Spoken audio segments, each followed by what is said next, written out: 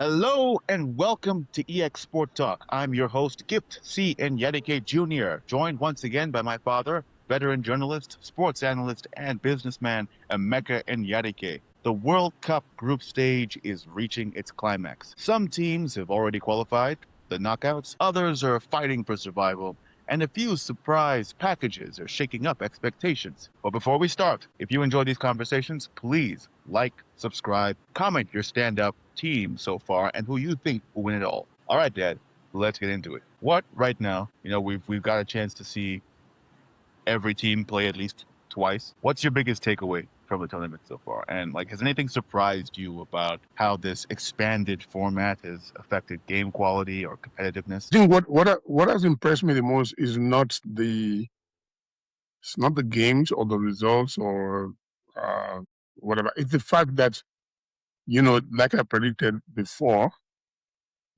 once the football started, it's dominated the news. Everything else about all the negatives, there might be a few here and there, but the football always wins. It's been attention has been focused on Messi's goals or some controversial decision yeah.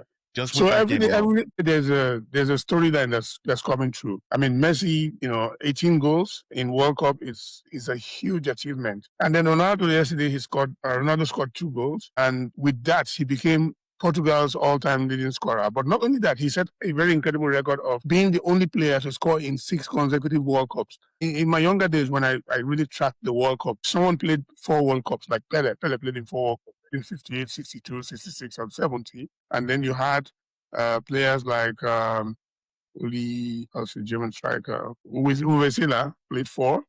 Lothar Matthäus from Germany played in 4 as well. It was such a big deal because 4 means that it's a 16-year period, and there are very few players with such long careers at international level. So there's always some news. I mean, Erling Haaland. I mean, the big thing for me is seeing the Norwegian fans and the players with the drums and the way they said it, which is something that we saw with Iceland. They brought culture. The World Cup is such a big event. It brings the world together. People always focus on, the strength of the teams, and a lot of people don't realize that the diversity and the fact that this is like the World Cup is like a world war, except there are no guns. This is a tournament where Iran is playing against someone and no one is being shot or whatever. It's not a Gulf War or something else. Or there is, some very big country playing against Cape Verde playing against Uruguay and Spain. Those are the We'll talk about that for a moment. I know I'm saying that these are the moments, these are the things that make the World Cup special, and also let us understand that no matter what we talk about host countries or talk about, all the shenanigans and everything that happens around it, boils down to the football, the game itself, and what it does for humanity. Beautiful game. Yeah. You mentioned Cape Verde, and my goodness, what a run they've been on. They drew with Spain, the European champions. They drew with Uruguay, a 2-time World Cup winner, they're in a real position to reach the round of 32 if they beat Saudi Arabia. How impressive. I think we sang their praises a lot in the lead up to the tournament, but I think for actually getting to this point is wow. So how impressive is this run given their current FIFA ranking and the expectations? Like I said, we gave them their praises, but at the same time, the World Cup is the World Cup. I'm a fan of Cape Verde from when they made their debut at the AFCON in 2013 in South Africa. And I remember when the day the draws were done for AFCON, I was in Durban at the convention center where former South African President Jacob Zuma pulled the Cape Verde out of the pots, and the entire hall erupted into this huge celebration of, we got some weak island team. And I'm looking at these people like Cape Verde stopped Cameroon from coming to that tournament. They were in the same group with them. They played a draw with Nigeria in the build-up a few weeks before that tournament. But this draw was done several months earlier. And then a couple of weeks before they played the draw with Nigeria in I think that game was played in either Dubai or somewhere, I remember. Portugal, I think. And they played a goalless draw. But the reality is that Cape Verde has been punching above his weight for a long time. And one of the things that people don't realize is just how organized they are. It's a tiny island. I've been there twice. Went first time as part of for a FIFA workshop. And then, in the course of the trip, I had to be there for a week, and I spent a week there, which was going to be like a holiday, but it was a working holiday because I was waiting for the next trip. Then I had a chance to visit all of their facilities, visit their FA. They are so organized. They use the FIFA Forward funds so well. They Yeah, built an office that looks like a proper corporate office, and they have a management team imagine that that. taps into their diaspora. So they have tremendous talents coming through that they've been able to pull. It's wanted to have the talent everywhere, but to be able to pull them together the way they've done. And they've got a 40-year-old goalkeeper who stopped Spain from scoring with all of their star players, Vozinha. And then the coach that they have is not, they don't have one of these big name coaches. For him to outthink Marcelo Bielsa is one of the modern tacticians that have kind of influenced the evolution of football tactics in the world. He's Argentine, one of the greatest coaches, and he's the coach of Uruguay. Bubesta was able to match him tactically, and I'm very confident that they'll get a result against Saudi. Even if they draw against Saudi, they'll still qualify, and then we'll see what they're made of because their confidence will grow. For them, this is their first time in the World Cup, just like they did in Yes, AFCON, coming very first time. first time. It's impressive. Honestly, I guess it depends on who it is they end up facing in the 32. But I actually think they can make it to 16. Again, it depends on who they're facing, and I'm not sure about if they can go beyond that because the less teams there are, the tighter it gets. It becomes a bottleneck. Anyway, as I was saying, I think Cape Verde could make it as far as the round of 16, depending on who they're facing in 32. They might go beyond, but as the number of teams start to dwindle down and the bottleneck forms, I don't know. I'd love to be wrong. I would really love to be wrong. I'd like to see them go really far, but my prediction right now is round of 16 farthest. But I guess we'll see who they're facing. I wouldn't be surprised, but I would think that they will take it one game at a time. They've already done well. If they make it out of this group, that's already a huge achievement. Yeah, and there's nothing to be ashamed you of. never know, because one time Argentine coach Cesar Luis Menotti used to say something very funny, which I believe to this day. He says that every time his team wants to play, nobody gave them a chance. He told his players, he said, "Listen, the ball is round. There are 11 players in each team. It's not like the other team has more men than you. He says, attack. Go into the field there and attack them. He says, only victory matters. Nobody cares at the end of the day whether you outplay them or not. Just go there with conviction and try to get something." And I think that with Cape Verde, that theory holds very well. And for me, they are my team of the tournament right now. Yeah, but I guess we gotta talk about Cape Verde, and I think I've said before there's a lot that the rest of the continent could learn from Cape Verde and what they've been able to do. So how would you assess Africa, the African nations that are currently playing? How would you assess the overall performance so far? Outside of Cape Verde, which other team has impressed you the most, and which other ones have fallen below expectations? I think Morocco, from the first game against Morocco expected. Yeah. Brazil, they got the confidence. They got to semifinals in Qatar. So yes, they had this whole drama from AFCON, but they came into this, they changed their coach, they came into this tournament, and they took on Brazil like they wanted to win. And I think at the end of the day, when it was the final whistle, there was the Brazilians who were sweating. They have impressed me Yes.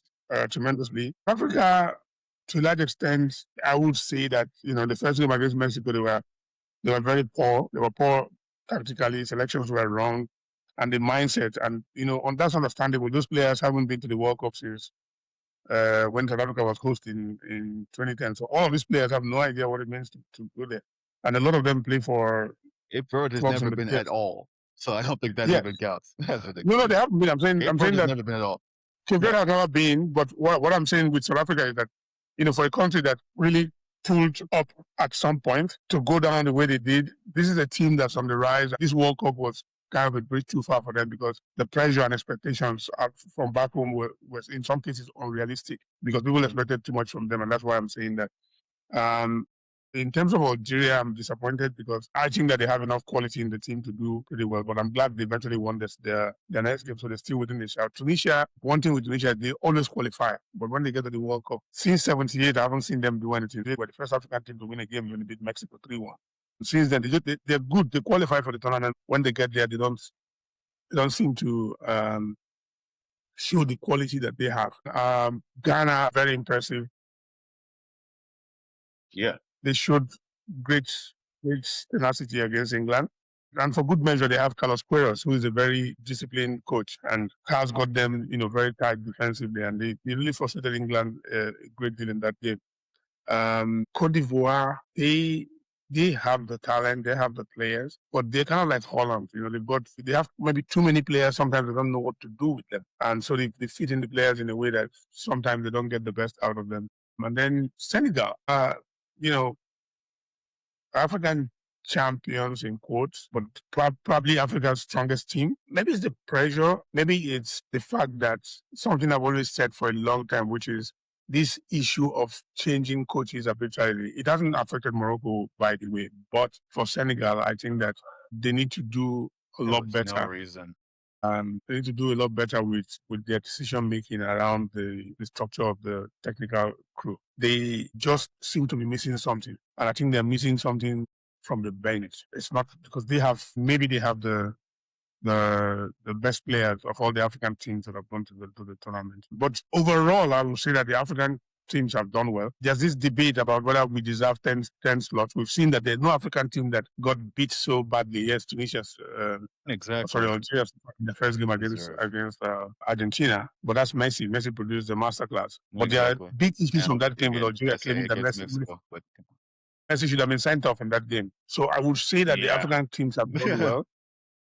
They have justified the slots that we have in Africa because the Asians cannot compete, or neither can the South Americans or even the North Americans. In fairness, Mexico, the three host countries, Argentina, Mexico, America, and Canada, have done something which South Africa failed to do in 2010, which is from the moment they knew that they were going to host, they appointed the right coaches, they put their team together, and their teams were ready for this tournament. So a lot of credit to them and so forth. For me, this is probably the first World Cup where I would say that I've been very impressed with the African performance. We hope that by the final games, they will make it through and will have probably 8 out of 10 in the round of 32. That would be, even if you get 7, it will still be a huge achievement. But usually it's like one African team going through every time. Yeah. And you mentioned South Africa, them finally returning from the first time since 2010, trying and initially failing to prove that they belong at this level.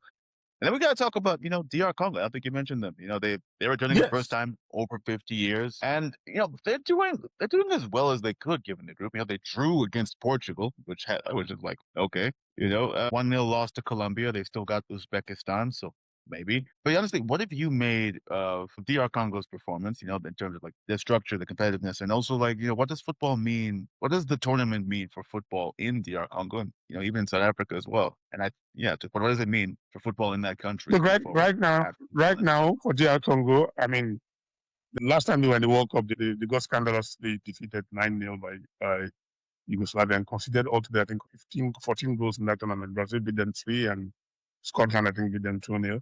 This time around, they showed up in the tournament in the best of all the teams arriving in the tournament. They had the most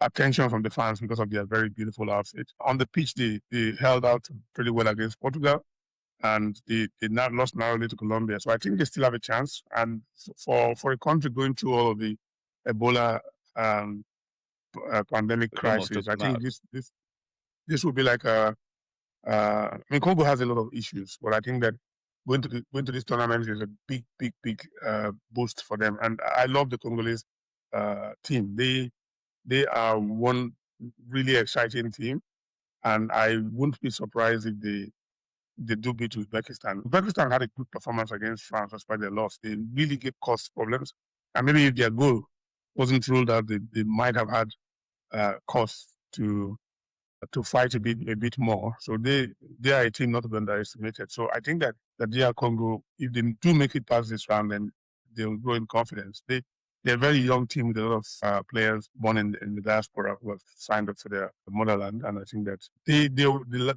call themselves the Leopards. They are true African representatives. For South Africa, with all of the trauma back home and all of the hate that the players have unfortunately suffered because of issues of xenophobia and other issues, I'm hoping that they get a result in their last game so that perhaps in Africa things turn around and people begin to actually view them as one of the representatives. Because for me personally, I always want all the African teams to do well, and sometimes that we shouldn't mix football with some of these extraneous issues, but you cannot run away from it, unfortunately, in Africa, because we're a very engaged country, and football is usually and that's why when things happen, you find this banter that goes on between sometimes South Africa, Nigeria, or Nigeria, Ghana. Unfortunately, we're not there. But even not being there, we are the center of all the drama around people making fun. But to their credit, they got a result in their second game, which against the Czech Republic, which has given them a lifeline. And I'm hoping that they can rise to the occasion, because we need our African teams to do well against South Africa, against South Korea. No matter what we think about it. Yeah. Now, you mentioned Norway and the United States. I think they both impressed so far with they're unbeaten. They've been completely unbeaten so far at the group stage. And, Norway, this is their first World Cup in forever. USA, not traditionally known. 94, yeah. Not USA, not traditionally known as a top footballing team, but one that I think a lot of people are saying will actually be quite dominant as the years go on. Which of these has impressed you the most so far? And do you think any of these teams can go really deep into the knockouts? I would say that Norway, they've got a lot of talent in that team. They've got Odegaard, who's Arsenal's captain. They've got Haaland. They have Gyökeres from Gyökeres is actually Swedish, not Norwegian. The thing for Norway is they're very organized and they've got spirit. Yeah. Now they've gotten result. And Haaland is a player who he's looking at the scoring table and he sees Messi has 5 goals. He sees all these other guys. He's got himself in a good position to challenge. He will want to, even if Norway doesn't win this tournament, he will want to emerge as the top scorer in this tournament. So he's a very big factor. And I'm very happy that he's in the tournament because, in Europe, he's one of the top guys. And the Norwegians have the typical DNA of the Vikings from old, and they show it with the kind of heart that they bring to their game. They showed us something that we usually see with New Zealand in the World Cup, where New Zealand comes with their haka. These guys brought their real Norwegian culture with the drums and everything. So I am really excited about Norway. The USA has been very impressive. What people forget sometimes is that America has players from every part of the world because of the level of immigration. And then, of course, these guys are coming from footballing countries, and they've got a striker from Nigeria who is actually British and Nigerian, but was born in America because his parents went on holiday, and mom was 7 months pregnant and wasn't allowed to board a flight. Folarin Balogun, he's trained in Arsenal. So a lot of the players playing there. And they've got Pochettino, who's one of the top coaches in Europe. So they've got that. Canada is another country that's also done well. They have surprised me because Canada barely won games for this tournament, but so far they've looked very good. And if I look around the entire tournament, another country that people are not paying attention to is the Netherlands. They started slowly, but they beat Sweden 5-1, which for me was a shock considering the quality of the Swedish team. So now people are looking at the Netherlands have been to the World Cup finals 3 times. They've lost in the finals 3 times. And most times when they go like this, they go all the way. And sometimes people don't pay attention to them. I don't know if Ronald Koeman, their coach, has got what it means to what it takes to measure up against some of these other coaches, because his methods have never worked. But he has so much talent in that team now that off the bench, there's players that can come in and do some things, and they are looking very, very dangerous. Who else again? If I want to, Germany gradually they are picking up. They are picking up. Unfortunately, Italy is not in this tournament. Spain, after Cape Verde shut them out, they've risen to the occasion. They were like, yeah, it was. I think that game was a reality check for them, where it's like, no, it does not matter who you think you are. Okay, this is a World Cup. Lock in. It does not matter. All right, everybody here is trying to win. Do something. Yeah, I actually want to do a quick. Yeah, before we continue, I actually want to do France looks like the team. They've been in the last 2 World Cup finals. Got Mbappe, who's got he's got into the conversation. He's in the top scorer list too, by the way. He beat. Yes, so he's chasing Messi. Yeah. And we saw him score 3 goals in the World Cup finals. Only player to score 3 goals in the World Cup finals without winning. Yeah. And he carried the whole game by himself. I don't know what his team was doing. He did, yes. So it's going to be very interesting, this tournament. It does appear to me that the World Cup hasn't even started.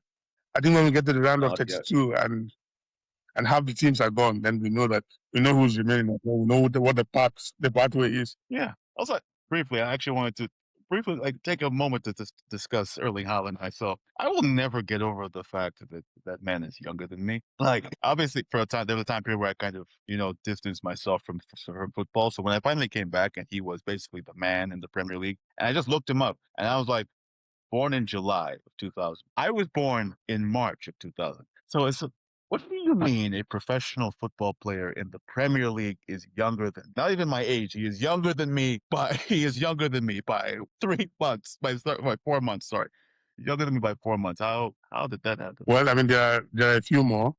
Arsenal's got a 15-year-old kid. Liverpool's got a 17-year-old kid. It's a lot of them. But Erling Haaland is like alien. I kind of think like him and Messi and Ronaldo are from another planet, because the kind of goals that they score, the sheer number, and the fact that they just know how to get into scoring positions. And for Haaland, I You hear think that, that Arsenal fans? his Someone who actually evolution. belongs in the conversation with Messi and Ronaldo, not Bukayo Saka. Yeah, no, he does. If he continues at this pace and if he gets, they bring in, let's see what the new coach does with them. Haaland is phenomenal. Going to be after Messi and Ronaldo are gone, he's going to be the guy himself, probably, and Mbappe. We'll see who. And we're about to see them face off. That's the best part, right? We are literally about to see Mbappe and Haaland face off.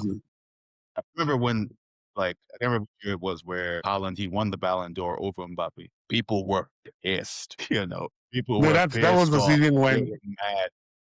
They won everything, so I think he deserves it. People were pissed off. So I am looking forward to this game in particular. It will be interesting. I mean, this is what the World Cup is. We always, when this tournament is on, first of all, it's new stars are born in the tournament. Some players don't do anything for their clubs, and they come to the World Cup, they do it. Like the striker called Toto Silasi, who was top scorer in 1990 World Cup.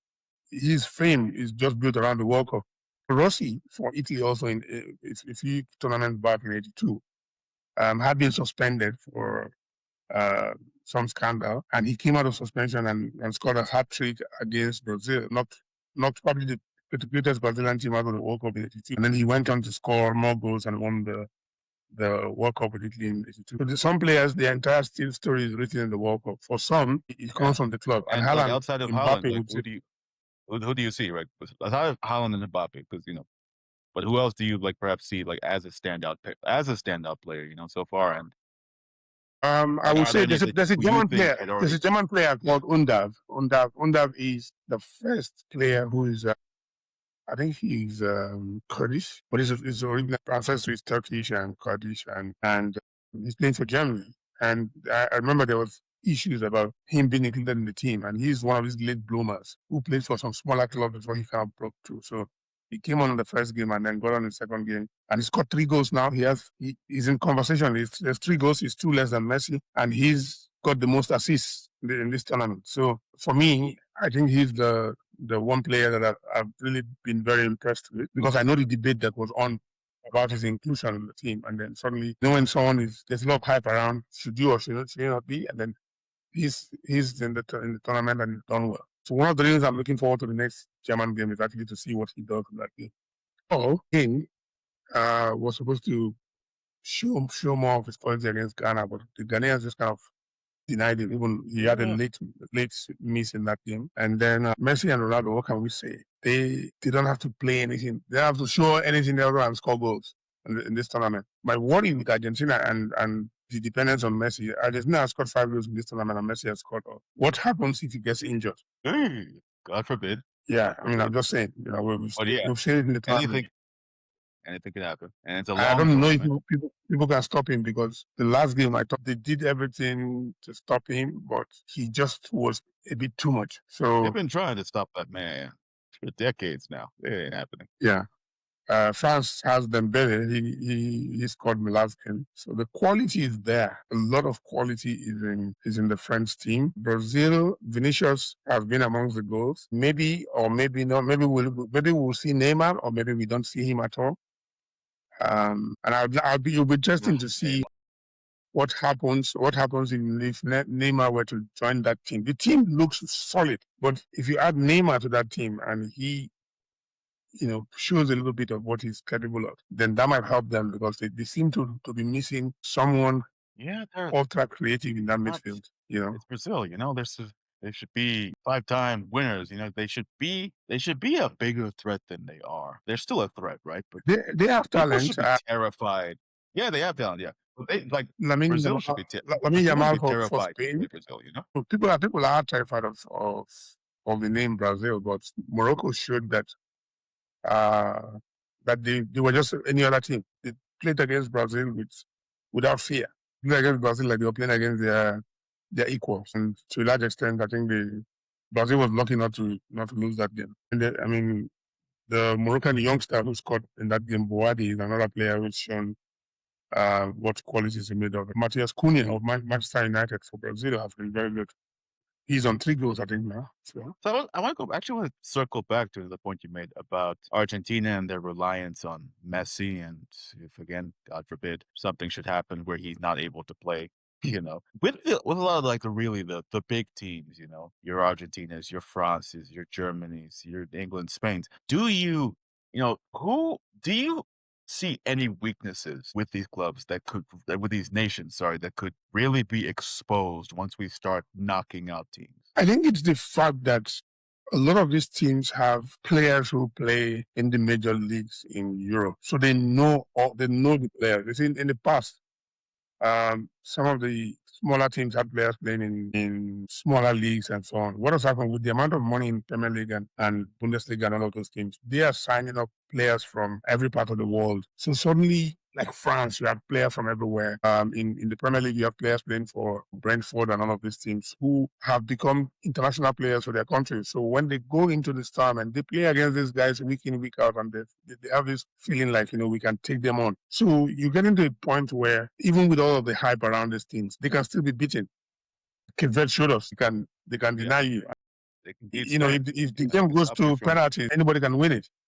Because if Bosnia, for instance, let's say they were playing against Spain in the round of 16 or round of 32, and the game went to penalties, and first of all, you couldn't beat him in the game, that fear will permeate through the entire team, and they'll go into the shootout. And I've seen it where when they go to penalty shootout is when the big stars even fail, because now they get very scared. So, this has been the most difficult World Cup to predict. So we've seen some of these countries, some of them, like Germany, they usually don't start well, and then they build up going forward. With France, they've shown that they're not here to play, and this will be the last tournament for their manager. Unfortunately, he lost his mom, so he's left the camp. He's gone to France for a funeral, so he won't be there for their last game against Norway. He's not going to be on the bench, but he'll be back because they're ready to go to the next round. So the point that I'm making is that this thing is going to get more and more difficult. It's going to get more and more difficult, and it will the knockout round, there will be no bottleneck. There will not be, if any mistake by any of the big teams, they get beat because nowhere to hide. You can afford to drop points in the group stage, and you still have the chance to play one more game to find remedy. In this round of 16 or round of 32, round of 16, there won't be any forgiveness for sloppiness. So, and the more these weaker teams progress, the more they grow in confidence. And some of them are already, in England, for instance, the teams like Bournemouth that finished 6th seems like a massive achievement for a club of that nature. And that's the reality. This shows up when it comes to the national teams, because the players come with that same confidence. The striker for the Netherlands, Robbie, who scored 2 goals, he plays for Sunderland, and he was outstanding for them. He seemed to have frozen. First of all, in their campaigns to win promotion to Premier League, and then also in their run last season in the Premier League. Yeah, you said there was no room for sloppiness. Yes, and I was saying that some of these teams, like you see players from teams like Bournemouth or Sunderland or whatever, that didn't finish in the top 5 places, but they got as far as 6th, 7th, and the rest of them. The confidence that those players took to the national team, we're already seeing. Like Holland, they have the guy who's their top striker, Robbie. He was the leading striker for Sunderland, led them to their promotion, and also led them through their campaign that have seen them going as far as playing in Europe. And he's taking that form into there and scoring. If you look at the team from Bournemouth and Brentford, all of those stars who shone, some of them made it as far as the World Cup. I mean, Nottingham Forest, Elliot Anderson is in the England team. I can name lots of them from across different parts of Europe who have done well. And so that fear factor is gone. They don't fear anybody. They've already won games against some of these big stars in the Premier League or La Liga or wherever. And so when they see them play for their nation, it's the same thing. They're not afraid of them. They'll take them up. Robbie scored twice for Holland in the last game. Yeah, that's that's just how it is. We can't, like you said, we can't predict what goes on. It is not impossible for it's not impossible for someone like an Argentina to get booted out again, provided Messi, gets food poisoning that day and maybe sleeps in, doesn't do his alarm, but it is true, anything could happen. So, and on that note, we made predictions before the tournament started. I'm struggling to remember what yours were. I think I said France. I was hard for France. So has your thinking changed at all? Do you have a new idea for who might win the whole thing, or are you still sticking to your prediction? And right now, like, who do you think is the strongest contender ultimately to win the France, I I know we're think. still group stage. Yeah, France, Argentina looks comfortable. yeah, Netherlands are dark horses for me. England, yeah. until they played against Ghana, I thought stood a chance. But against Ghana, it showed that they may still need to up their game. Germany, I'm not very convinced, but Germany never convinces. They just they improve every now and then they shock you. Yeah. They Spain, made it to the finals more times than anybody else. That's another difference. Spain is one team that has too much quality in that in their if they improve in the next game, then they become dangerous. But I will say that France is looking like the strongest team in this tournament. Yeah. As Brazil, far as a I'm not dark horse pick, convinced. yeah, no, yeah. So what? I think as far as a dark horse pick, for me, I'm gonna go out on a limb. Why not Norway? Why not Norway? Yeah, I want to root for Norway. I think that France ultimately won't happen, but I'd like to see Norway take it. the Netherlands, and by the way, Portugal. Yeah, Portugal right. is a very dangerous team. Yes. Something happened in that last game that they played. They had a free kick, and you would expect Ronaldo is the best free kick player, and Mendes comes out of nowhere and shoots and scores. So they're going to be very, very, very, very strong team. Attention will be on Ronaldo, and others will wreak the havoc. I think that at the end of the day, will forgo top scorer if they win the title. France and Portugal for me. Okay, so that's France and Portugal for you. I was also down for France, and a out there dark horse pick for Norway from me. Why not? I like to see it. Thank you so much, Dad, for joining me. Thank you all for joining us here on EEXSport Talk. I'm Messi Enyadike Jr. That has been Emeka Enyadike. Please, once again, like, share, subscribe, and leave a comment. Which team do you think is winning the World Cup? We will see you all next time. Enjoy.